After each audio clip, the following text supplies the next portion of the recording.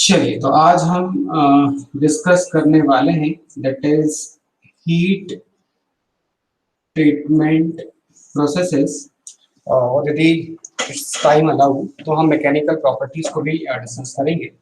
चलिए, तो पहले समझते हैं कि हीट ट्रीटमेंट क्या होता है और क्यों किया जाता है। तो हीट ट्रीटमेंट इसलिए किया जाता है क्योंकि मे बी यदि आपको, जैसे हमने इससे पहले वाले वीडियोस में देखा, तो आपने क्या समझा कि जो भी मटेरियल है उस मटेरियल में जो भी पोजीशन है या उसका टेम्परेचर है, उस टेम्परेचर या कंपोजिशन को आपको चेंज करके या कुछ अलाइंग एलिमेंट ऐड करके आप उसकी प्रॉपर्टीज को क्या कर सकते हैं, चेंज कर सकते हैं। ठीक है, लेकिन in case of the heat treatment आप क्या करते हैं, केवल उसको कुछ अमाउंट में हीट देकर या उसको उस पर्टिकुलर टेम्परेचर पर मेंटेन करके, और या तो सडनली क्वेंच करें या स्लोली क्वेंच करें, तो डिपेंड्स अपॉन कि मैं उसको किस तरह से गर्म कर रहा हूँ, मतलब हीट दे दे के उस टेम्परेचर पर्टिकुलर टेम्परेचर तक लेकर गया, और उसके बाद अगेन मैं उसको रिड्यूस किया, और रिड्यूस करके जिस भी प्रोसेस से either we can follow the slow quenching और स्लो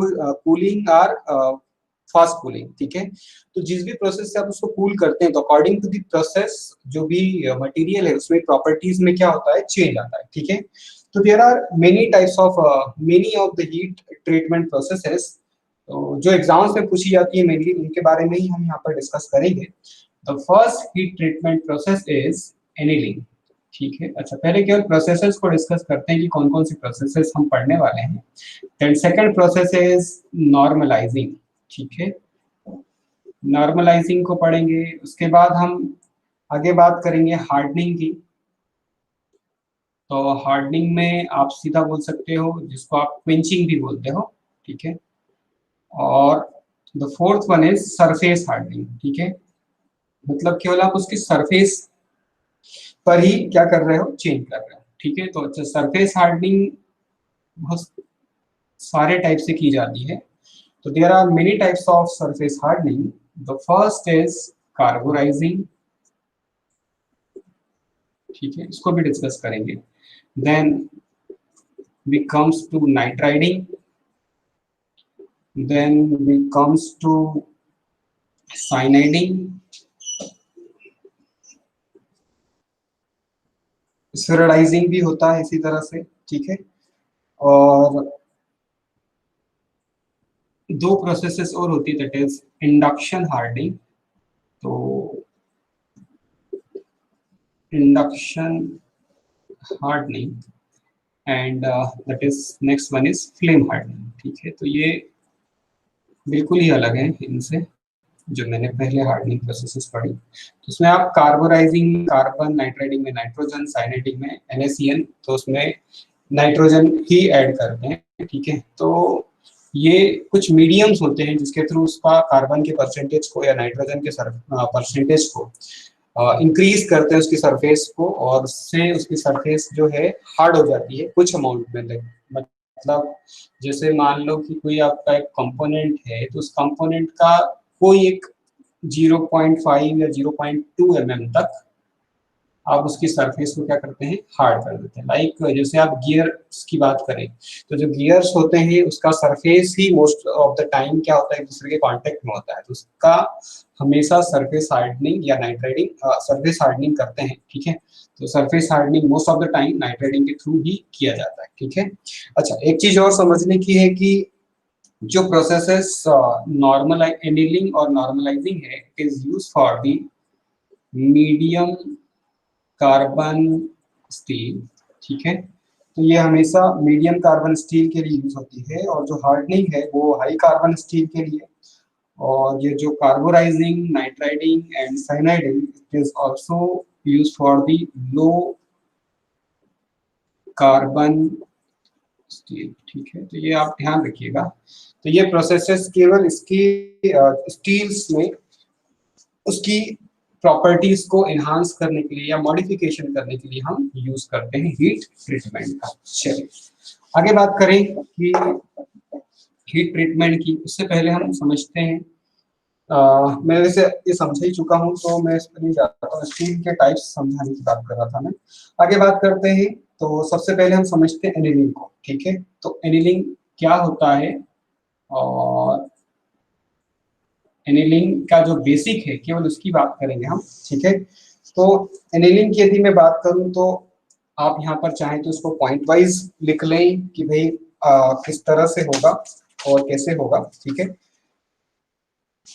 तो एनिलिंग में आप जो भी हीट ट्रीटमेंट प्रोसेसेस है, तो इस हीट ट्रीटमेंट प्रोसेस का एक बेसिक फंडामेंटल ये है कि आप क्या करते हैं, उसको पहले हीटिंग करते हैं, फिर कुछ टाइम के लिए होल्ड करते हैं, देन उसको कूल करते हैं। मतलब जो भी प्रोसेस है उसमें आपने हीट किया, होल्ड किया, देन कूल किया। अब किस तरह से हीट हो रहा है, किस तरह से कूल हो कर रहे हैं, और कितने टाइम के लिए हम उसको होल्ड कर रहे हैं, तो according to the change of the any of the parameter, मतलब यदि मैं कूलिंग की बात करूं तो आप उसको सडनली क्विंच कर रहे हैं या स्लोली क्विंच कर रहे हैं, एयर कोल्ड क्विंच कर रहे हैं, आइस या वाटर बाथ में क्विंच कर रहे हैं, डिपेंड्स, ठीक है। तो जिस भी मीडियम से आप उसको क्वेंच कर रहे हैं, तो अकॉर्डिंग टू दैट उसकी प्रॉपर्टीज में क्या होता है, चेंज होता है। इसी तरह से आप होल्ड की बात भी बोल सकते हैं कि आप उसको कितने टाइम के लिए, लेट्स से 30 टू 60 मिनट के लिए होल्ड कर रहे हो या उससे भी ज्यादा के लिए होल्ड कर रहे हो, ठीक है। तो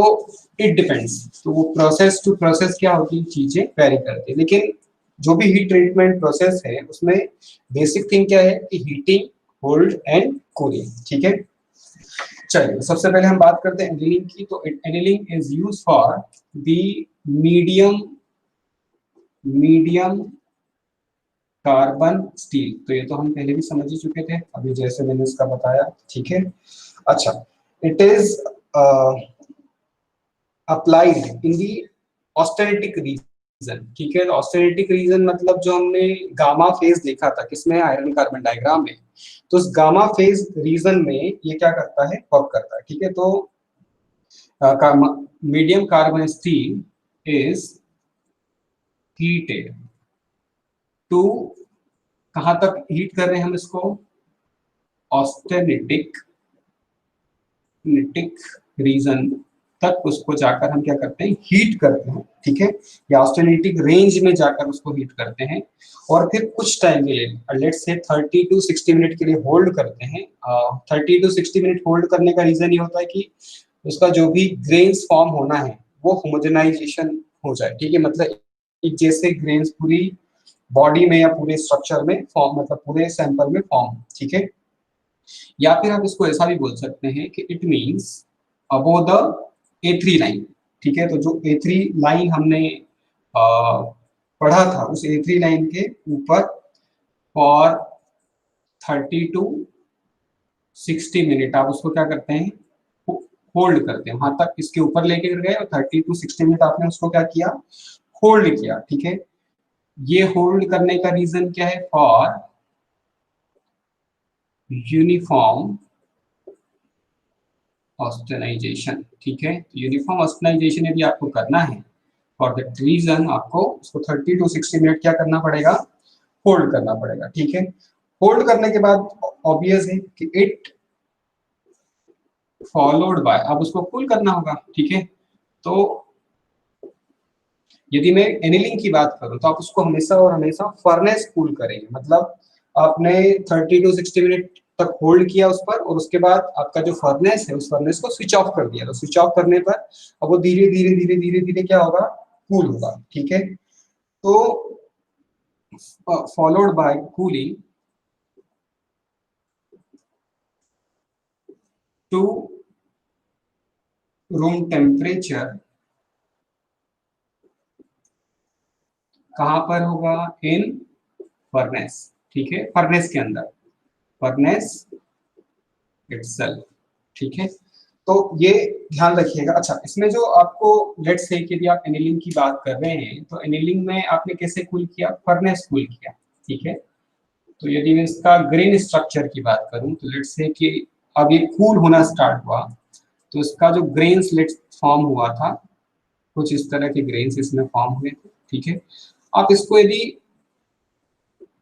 क्या कर रहे हो, स्लोली कूल्ड कर रहे हो, ठीक है। तो स्लोली कूल्ड कर रहे हो मतलब क्या, कि ये ग्रेन्स को जो फॉर्म होने का जो टाइम है, उसको ग्रो होने का जो टाइम है वो क्या मिल गया, और ज्यादा। मतलब ये जो ग्रेन्स होंगे वो कोर्सर ग्रेन्स होंगे, मतलब जो ग्रेन्स का फॉर्मेशन होगा वो ग्रेन्स किस तरह के होंगे, कुछ बड़े बड़े ग्रेन्स के फॉर्म में हमको मिलेगा। ठीक है, मतलब यदि हम स्लो कूलिंग करते हैं तो सर फर्नेस के अंदर कैसी कूलिंग हो रही है, स्लो कूलिंग हो रही है। इट मींस जो आपको स्ट्रक्चर मिलेगा या जो भी आयरन कार्बाइड का स्ट्रक्चर मिलेगा या भी जो भी delta low medium carbon steel का स्ट्रक्चर मिलेगा, it is the coarse pearlite structure. ठीक है, तो यहाँ से क्वेश्चन में भी बन सकता है कि किस तरह की कूलिंग करते हैं और हमको जो स्ट्रक्चर मिलता है वो किस तरह का मिलता है। ठीक है, द नेक्स्ट थिंग, तो यहाँ पर तीन प्रोसेसेस होती हैं। तीन प्रोसेसेस कैसे, मतलब वही हीटिंग, होल्डिंग एंड कूलिंग। तो आपने क्या किया सबसे पहले, तो इसको मैं इस तरह से कैटेगराइज करता हूँ, दैट इज रिकवरी। मतलब आपने के पास कोई मटेरियल था, उसको आपने क्या किया, हीट किया। तो ऑब्वियस है कि आपने उसका जो भी ग्रेन्स फॉर्मेशन पहले से था उस ग्रेन्स फॉर्मेशन को चेंज किया। ठीक है, तो that is recovery and recrystallisation. तो ऑब्वियस है कि अब उसमें नए क्रिस्टल्स फॉर्म हो जाएंगे, तो that is called recrystallisation. And the last thing is grain growth. ठीक है, इसकी वजह से जो भी उसका ग्रेन ग्रोथ है वो मिलेगा। ठीक है, अच्छा, तो ये जो रिकवरी है it is below the 910 degree Celsius. ठीक है, इससे कम, मतलब यहाँ तक अराउंड हम उसको लेकर जाते हैं। ठीक है, उसके बाद यदि मैं रिकवरी कर रहा हूँ तो इसमें क्या होगा, तो इसमें होगा कि जो भी उसकी रेसिडुअल स्ट्रेसेस है, रेसिडुअल स्ट्रेसेस मतलब जो भी उसको मैन्युफैक्चरिंग के दौरान उसमें आ गई है, तो रेसिडुअल स्ट्रेसेस को क्या करता है, रिलीव कर देता है। ठीक है, तो इस केस में हमने रेसिडुअल स्ट्रेसेस क्या कर दी, रिलीव कर दी। ठीक है, दूसरी चीज, हम यदि ऑब्वियस है उसकी स्ट्रेसेस रिलीव हो गई, मतलब उसकी डक्टिलिटी क्या होना चाहिए, कायदे से बढ़ना चाहिए। तो डक्टिलिटी क्या होगी, बढ़ेगी। तो डक्टिलिटी बढ़ रही है मतलब आप उसको इजीली फॉर्म कर सकते हो, तो उसकी फॉर्मेबिलिटी भी क्या होगी, बढ़ेगी। ठीक है, तो ये मैंने बात की केवल रिकवरी की। ठीक है, अब यदि मैं रिक्रिस्टलाइजेशन की बात करता हूं, तो recrystallisation is around 625 degree Celsius to 675 degree Celsius यहाँ तक होता है। मतलब आप उसका क्या कर रहे हो, नए ग्रेन्स उसमें फॉर्म हो रहे हैं, मतलब न्यू इक्विएक्स ग्रेन्स आर फॉर्म। ठीक है, तो आप ऐसा लिख सकते हो कि न्यू इक्विएक्स्ड, मतलब एक ही डायरेक्शन में होने वाले grains are going to be form, grains are form. The next thing is stress. Obviously मैंने यहाँ पर स्ट्रेसेस को रिलीव कर दिया तो स्ट्रेस फ्री होगा, और यहाँ पर तो आपको कोर्स मिलेगा, पर वो जो ग्रेन्स हैं वो कोर्स ग्रेन मिलेगा आपको। ठीक है, उसके बाद जब उसका ग्रेन ग्रोथ की मैं बात करूं, मतलब ग्रेन्स एक दूसरे से मिलने लगेंगे। ठीक है, तो वो ग्रेन्स एक दूसरे से मिल रहे हैं, मतलब किस तरह का ग्रेन फॉर्म होगा, that is that grains is called coarse grains are form. ठीक है, तो कोर्स ग्रेन बनने लगेंगे। ठीक है, अच्छा, कोर्स ग्रेन यदि बन गया तो कोर्स ग्रेन बन गया मतलब उसमें जो ग्रेन बाउंड्रीज होगी ऑब्वियस है लेस होगी। तो ग्रेन बाउंड्रीज यदि लेस है मतलब उसका स्ट्रेंथ क्या होगा, स्ट्रेंथ ऑब्वियस है कम होगा। स्ट्रेंथ कम होगा मतलब आप बोल सकते हो कि उसकी हार्डनेस भी क्या होगी, कम होगी। इसके अपोजिट यदि हम बात करें डक्टिलिटी की, तो डक्टिलिटी क्या होगा, इनहांस होगा, एज वेल एज मशीनेबिलिटी भी उसका क्या होगा, इनहांस होगा। ठीक है, तो space that's why I am saying this, machinability भी क्या होगा, बढ़ेगा, और डक्टिलिटी भी क्या होगा, बढ़ेगा। ठीक है, there are many other types of annealing. The first type of annealing is called stress annealing. ठीक है, तो स्ट्रेस एनीलिंग की यदि मैं बात करूं तो आप इसको स्ट्रेस रिलीफ एनीलिंग भी बोल सकते हो। मतलब केवल आपको जो भी मटेरियल या कंपोनेंट है उस कंपोनेंट में से केवल स्ट्रेसेस को क्या करना है, रिलीव करना है। ठीक है, तो फॉर दैट पर्पस आप स्ट्रेस एनीलिंग का यूज करते हैं। तो स्ट्रेस एनीलिंग को इन शॉर्ट यदि हम समझें तो स्ट्रेस एनीलिंग का सीधा सा मतलब आप उसमें से केवल क्या कर रहे हो, स्ट्रेसेस को रिमूव कर रहे हो। तो अब कैसे किया जाता है, तो जो भी मेरा सैंपल है या कंपोनेंट है, it is heated up to, यदि मैं मीडियम कार्बन स्टील की बात कर रहा हूँ तो heated up to around 550 degree Celsius. तो यहाँ पर उसको हम क्या करते हैं, 550 डिग्री सेल्सियस तक लेके जाते हैं, देन उसको फर्नेस को स्विच ऑफ कर देते हैं। तो फर्नेस को स्विच ऑफ करने से जो उसका जो इंटरनल रेसिडुअल स्ट्रेसेस हैं वो ही केवल यहाँ से रिलीव हो जाती है। क्लियर है?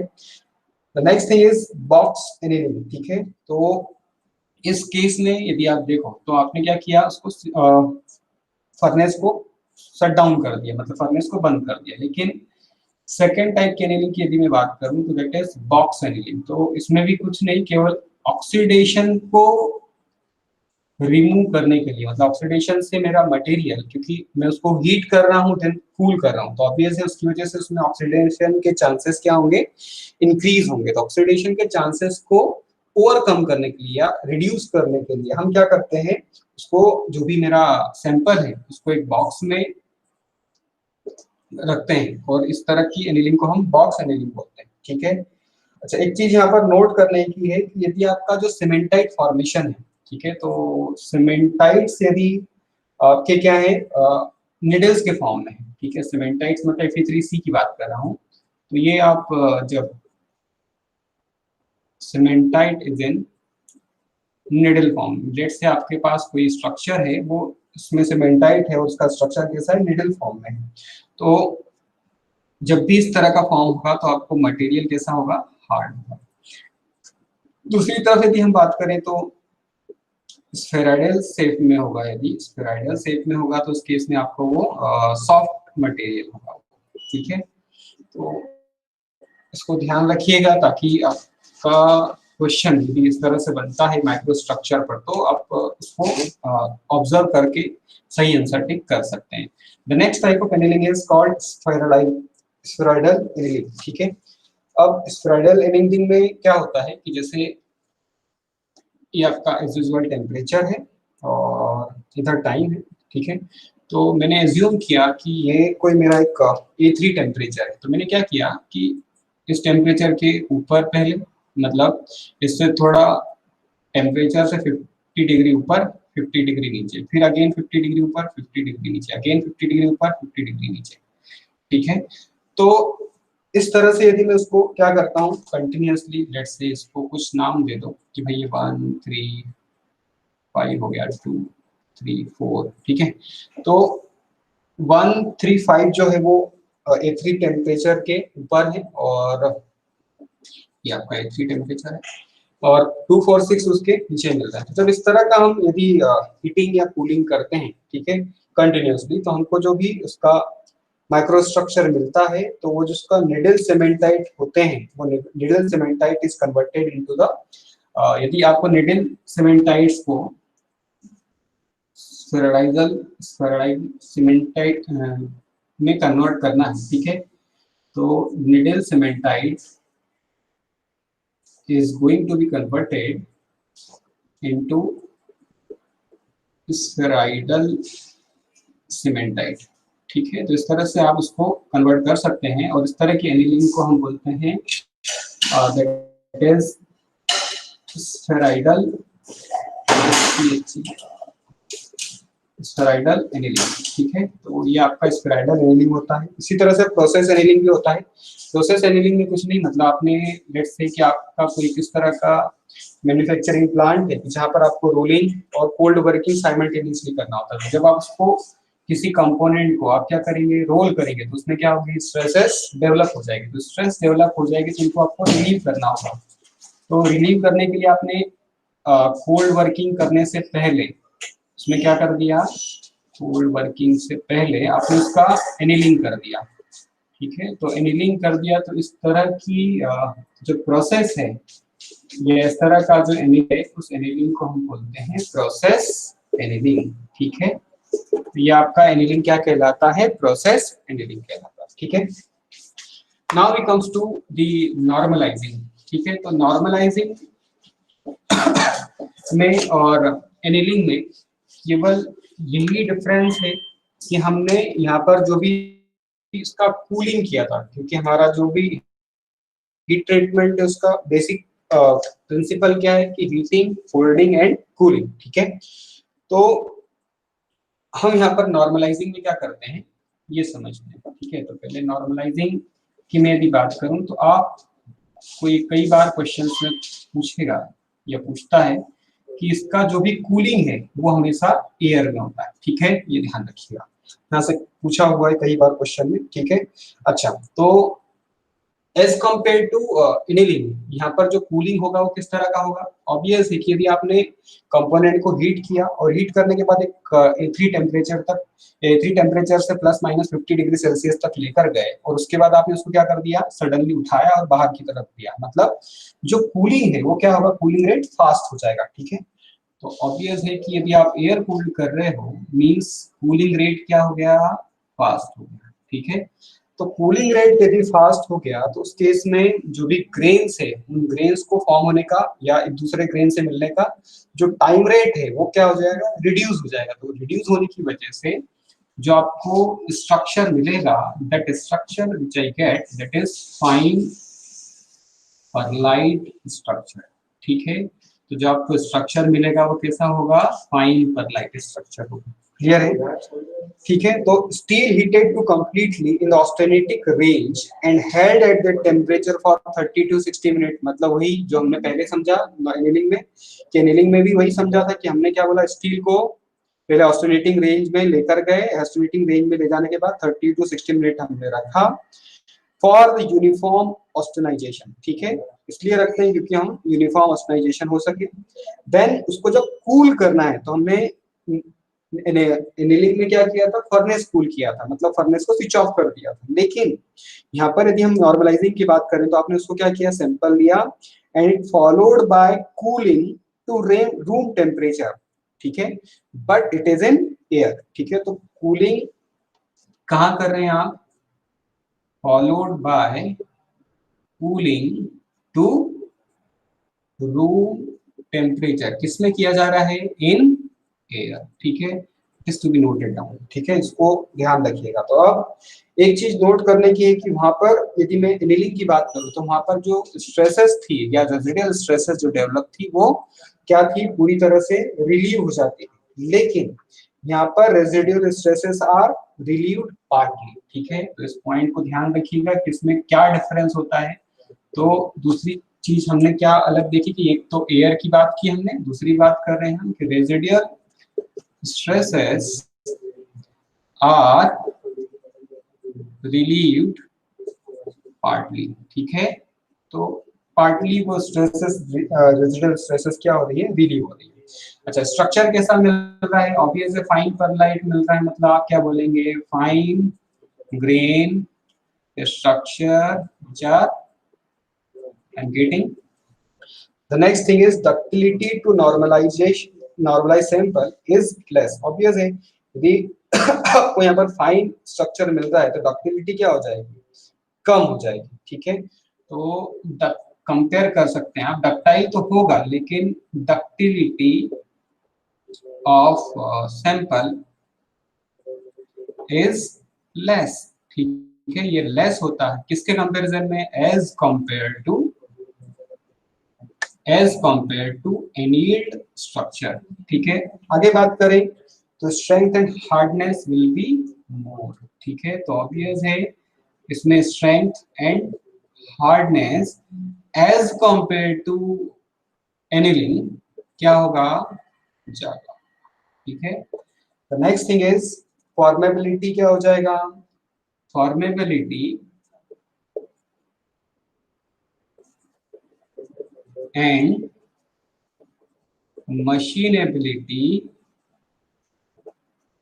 is less as compared to anything। ठीक है, तो इन दोनों के कंपैरिजन में क्या होता है, ये कम होता है। ठीक है, अब मैं यदि हार्डनिंग की बात करता हूँ, ठीक है, तो हार्डनिंग को आप इससे रिलेट कर सकते हो कि, अच्छा पहले कुछ पॉइंट्स समझ लो कि हार्डनिंग का मतलब क्या।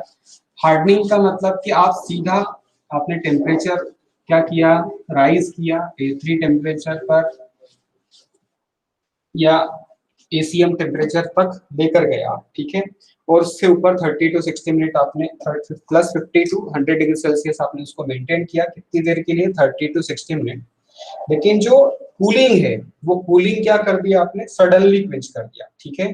तो सडनली क्विंच करने पर जो ऑस्टेनाइट है, ठीक है, या जो गामा रीजन था वो gamma austenite is going to be converted into martensite, ठीक है। तो वो किसमें कन्वर्ट हो जाता है, मार्टेनसाइट में। मतलब गामा सीधा यदि मार्टेनसाइट में कन्वर्ट हो जाता है तो हम उसको क्या बोलते हैं, हार्डनिंग, ठीक है, क्लियर है। अच्छा एक चीज और है, तो हार्डनिंग को समझने से पहले आप समझे हार्डनेबिलिटी, ठीक है। तो हार्डनेबिलिटी और हार्डनिंग दोनों चीजों में डिफरेंस है, ठीक है, it is not the same term, ठीक है। तो ये क्या होता है ये समझ लो, ठीक है। तो ability of steel to partly or completely transform from austenite to cementite, तो उसको हम क्या बोलते हैं, हार्डनेबिलिटी, ठीक है। अच्छा hardenability is the index of to measure the martensite present in the material or sample, ठीक है। तो हार्डनेबिलिटी अल्टीमेटली क्या है, एक इंडेक्स है जो कि मेजर करता है किसको, कितने अमाउंट में उसमें मार्टेनसाइट प्रेजेंट है, ठीक है, ठीक है। और हार्डनेबिलिटी टेस्ट करने के लिए ये एक बार क्वेश्चन पूछा जा चुका है, जॉमिनी एंड क्वेंच एपरेटस से आप हार्डनेबिलिटी चेक कर सकते हैं, ठीक है। अच्छा तो hardenability Jominy and quench apparatus से भी आपको डिस्क्राइब करना हो तो आप ऐसा सीधा बोल सकते हैं कि depth from quench and, quench and मतलब जहां से आप उसको, एक लेट से कि ये आपका कोई सैंपल है तो इस नीचे की तरफ से आप उसको क्या कर रहे हो, कूल कर रहे हो, ठीक है। तो जिस तरह से भी आप कूल कर रहे हो उसकी बात कर रहा है, quench and where martensite is present, ठीक है, जहां तक मार्टेनसाइट प्रेजेंट है, martensite is present is a measure of hardenability, ठीक है, ये हार्डनेबिलिटी का अल्टीमेटली क्या है, मेजर है, ठीक है। अच्छा यदि इसको क्या करता हूँ, सडनली क्विंच करता हूँ, मतलब ऑस्टेनाइट रीजन में लिखी गया और ऑस्टेनाइट रीजन में ले जाने के बाद मैंने उसको क्या किया, सडनली क्विंच किया, तो सडनली क्विंच करने पर मुझे क्या मिलता है, मार्टेनसाइट मिलता है, ठीक है। मार्टेनसाइट जो है वो सबसे हार्डेस्ट स्ट्रक्चर होता है पूरे मटेरियल्स में, ठीक है, मतलब जो भी हम लो कार्बन स्टील देख रहे हैं उन सब में हार्डेस्ट मटेरियल होता है। और एक चीज और समझने की है कि जब मैं इसको कूल कर रहा हूं तो पूरी तरह से ये मार्टेनसाइट में कन्वर्ट नहीं होता है, there is some retained austenite, ठीक है। मतलब यदि आप इसको सडनली क्विंच करते हैं किसको, ऑस्टेनाइट को, तो you get around 95% of martensite plus, लेकिन 5% आपके पास अभी भी ऑस्टेनाइट बचता है, and that austenite is called retained austenite, ठीक है। इस तरह के ऑस्टेनाइट को हम क्या बोलते हैं, रिटेन्ड ऑस्टेनाइट बोलते हैं, ठीक है। अच्छा तो इस रिटेन्ड ऑस्टेनाइट को एलिमिनेट करने के लिए कुछ प्रोसेसेस होती हैं जिसको हम बोलते हैं सब जीरो ट्रीटमेंट, ठीक है। तो सब जीरो ट्रीटमेंट क्यों किया जाता है, for to remove this retained austenite. अच्छा रिटेन्ड ऑस्टेनाइट क्या प्रॉब्लम क्रिएट कर सकता है, लेट्स से कि आपने जो मार्टेनसाइट की हमने बात की तो ये सबसे हार्डेस्ट स्ट्रक्चर है, आपने इससे क्या कर दिया, टूल बना दिया, ठीक है। तो ये जो रिटेन्ड ऑस्टेनाइट है, ये रिटेन्ड ऑस्टेनाइट उसकी हार्डनेबिलिटी को, मतलब उसके जो भी हार्डनेस है उसको क्या करेगा, रिड्यूस कर देगा, तो जिसकी वजह से जो टूल के जो ब्रेकेज के चांसेस हैं वो क्या हो जाएंगे, बढ़ जाएंगे, ठीक है। तो उसको हमको क्या करना पड़ेगा, रिमूव करना पड़ेगा। तो फॉर to remove या to eliminate the retained austenite we are providing sub zero treatment. अच्छा सब जीरो ट्रीटमेंट का मतलब ये हो गया कि आपने उसको क्या कर दिया, और कूल कर दिया, ठीक है, मतलब cooling the component below the room temperature, ठीक है। तो उसको हम क्या बोलते हैं, उसको हम क्या बोलते हैं, सब जीरो ट्रीटमेंट, ठीक है। तो जैसे यदि हम देखें कि सब जीरो ट्रीटमेंट आप कैसे कर सकते हैं, तो सब जीरो ट्रीटमेंट के लिए या तो आप आइस प्लस सॉल्ट का एग्जांपल लें, तो उससे आप कितने टेम्परेचर तक -23 डिग्री सेल्सियस तक रीच कर सकते हैं। यदि आप आइस प्लस कैल्शियम क्लोराइड की बात करें, तो आइस प्लस कैल्शियम क्लोराइड से आप कैल्शियम क्लोराइड की बात करें तो उससे आप -55 डिग्री सेल्सियस तक रीच कर सकते हैं।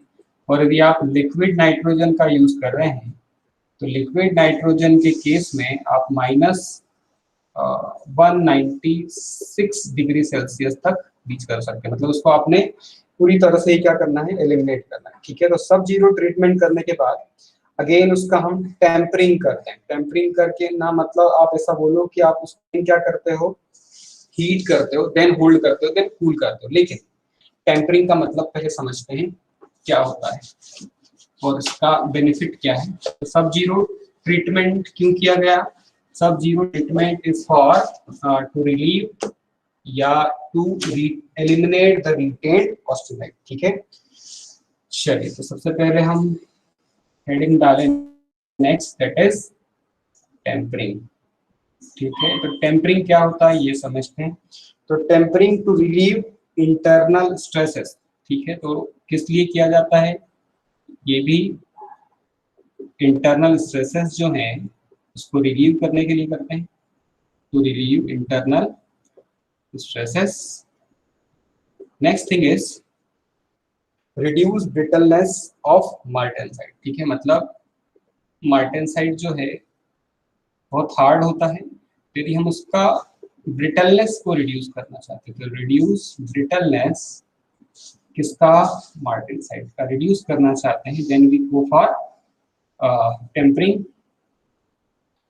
And increase ductility. अब क्योंकि ऑब्वियस है, रिड्यूस ब्रिटलनेस कर बोल रहे हो आप, तो इसका मतलब क्या हो गया? डक्टिलिटी क्या कर रहे हो आप? इंक्रीज कर रहे हो, तो इंक्रीज डक्टिलिटी।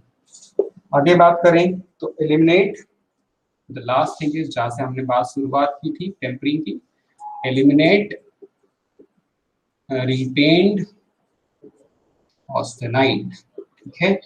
उसको एलिमिनेट करने के लिए करते हैं, ठीक है। मतलब आप यदि इसको डायग्राम से समझें तो लेट्स से कि आपका 727 डिग्री सेल्सियस वाली लाइन थी, आयरन कार्बन डायग्राम की मैं बात करूं तो उस 727 डिग्री सेल्सियस से कम, मतलब लोअर क्रिटिकल टेम्परेचर से कम, आप उसको क्या करते हैं? हीट करते हैं, देन यहीं पर आप उसको होल्ड करते हैं, देन उसको कूल करते हैं, ठीक है।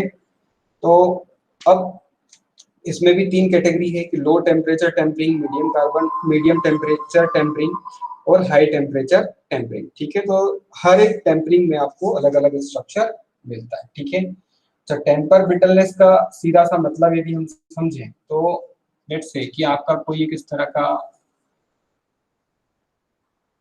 मटेरियल है या सैंपल है, अब उसमें there is some grains and grain boundaries, ठीक है। तो कुछ ग्रेन्स हैं लेट्स से ये, और कुछ ग्रेन बाउंड्रीज हैं।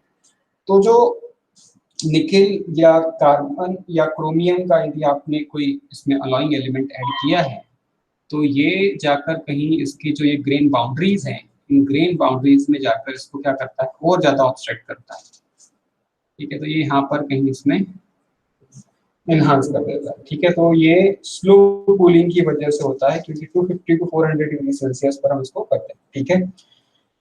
चलिए, तो ये हमारा हो गया tampering.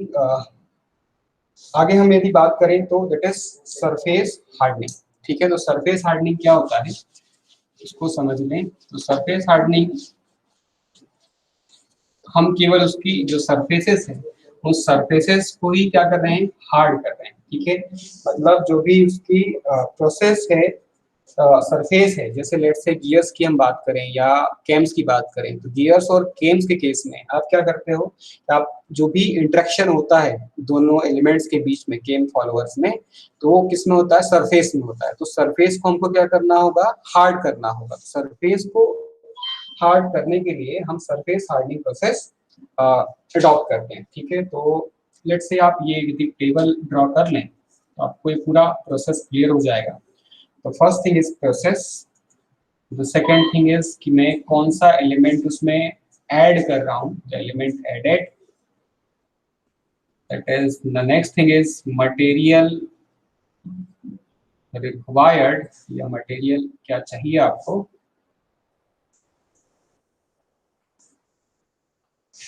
And next thing is procedure, and the last thing is उसकी जो भी कैरेक्टरिस्टिक्स है, तो जनरल कैरेक्टरिस्टिक्स। ठीक है, तो प्रोसेस की बात करें यदि हम, तो सबसे पहला प्रोसेस है हमारा कार्बोराइजिंग।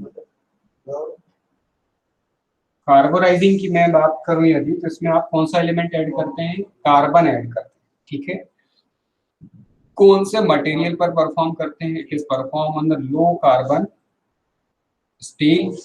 ठीक है, प्रोसीजर क्या है, प्रोसीजर है कि आप इसको हीट करते हैं, it is around 870 to 950 degree Celsius पर आप इसको हीट करते हैं, and is in the atmosphere of carbonaceous gas. मतलब आप इसको कार्बोनियस गैस की यदि बात कर रहे हो, मतलब आप इसको जो भी कार्बन से इनरिच्ड गैस इसमें सर्कुलेट की जाती बॉक्स के अंदर, और उसमें इस सैंपल को रख देते हैं। ठीक है, तो in the atmosphere of, in the atmosphere of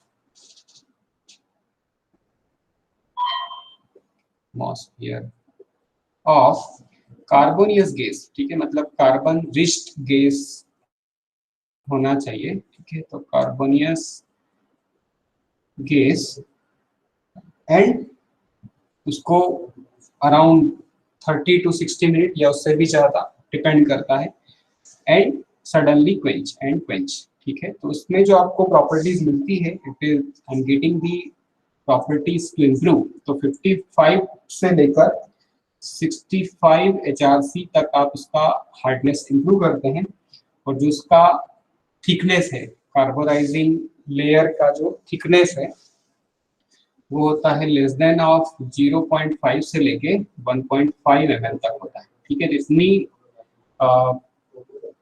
length तक हम उसका हार्डनिंग कर पाते हैं। इसी तरह से अगला प्रोसेस है आपका, सेकंड इज नाइट्राइडिंग। ठीक है, तो अगला प्रोसेस क्या है आपका, नाइट्राइडिंग। तो नाइट्राइडिंग से ही समझ में आ रहा है कि आप कौन सा एलिमेंट ऐड करेंगे, नाइट्रोजन ऐड करेंगे। ठीक है, ये कौन से मटेरियल्स के लिए एप्लीकेबल है, it is applicable for steels, alloy steels, stainless steels, high speed steels. ठीक है, और इसमें जो होल्डिंग टाइम है, ठीक है, तो ये सारे मटेरियल्स के लिए तो होता ही होता है, बस इसमें एक चीज है, इसका जो होल्डिंग टाइम है, that holding time is around 36 hours.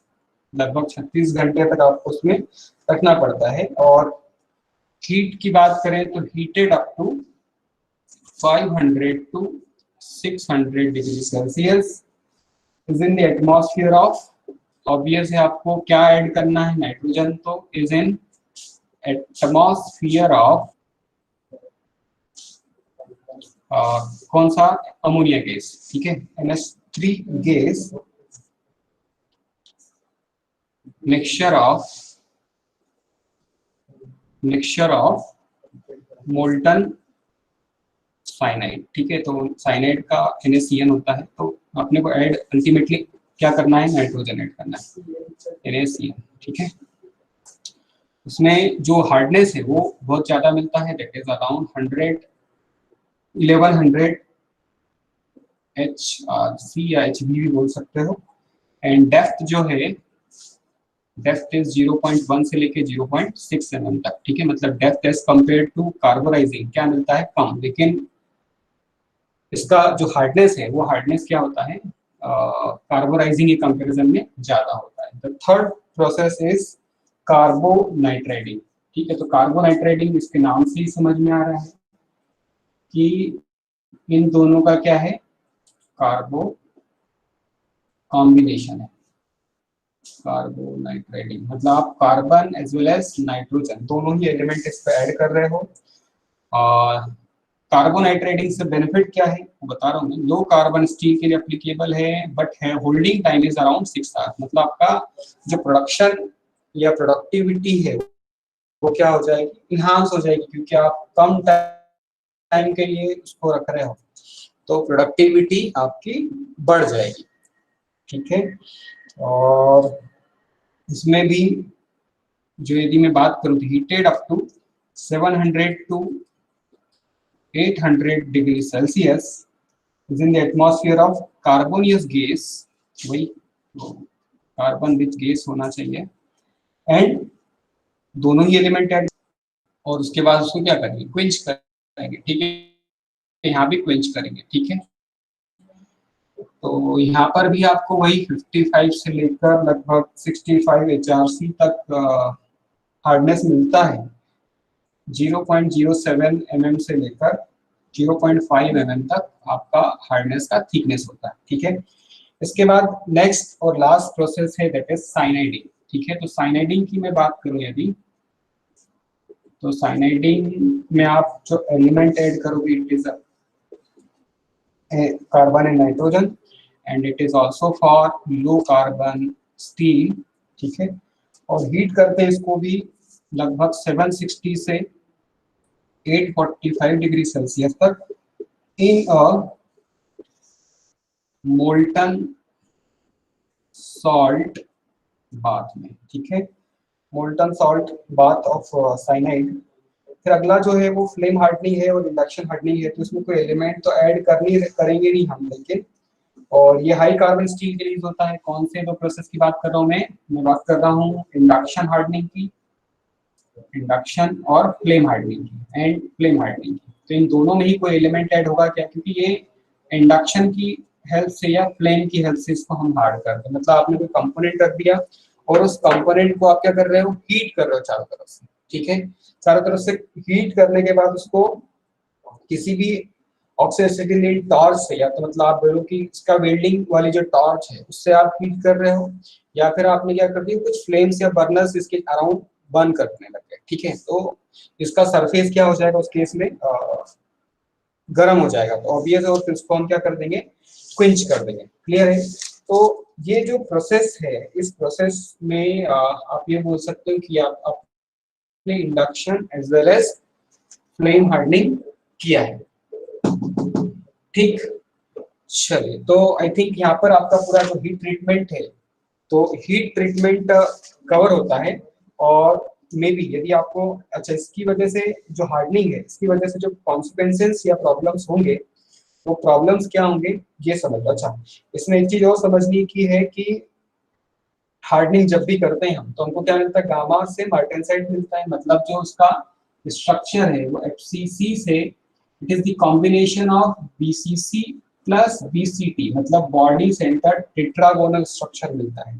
ठीक है, इसकी वजह से जो प्रॉब्लम आएगा, इसकी वजह से जो प्रॉब्लम आएगा, वो जो प्रॉब्लम होगा वो क्या होगा कि आपका कोरोजन हो जाएगा,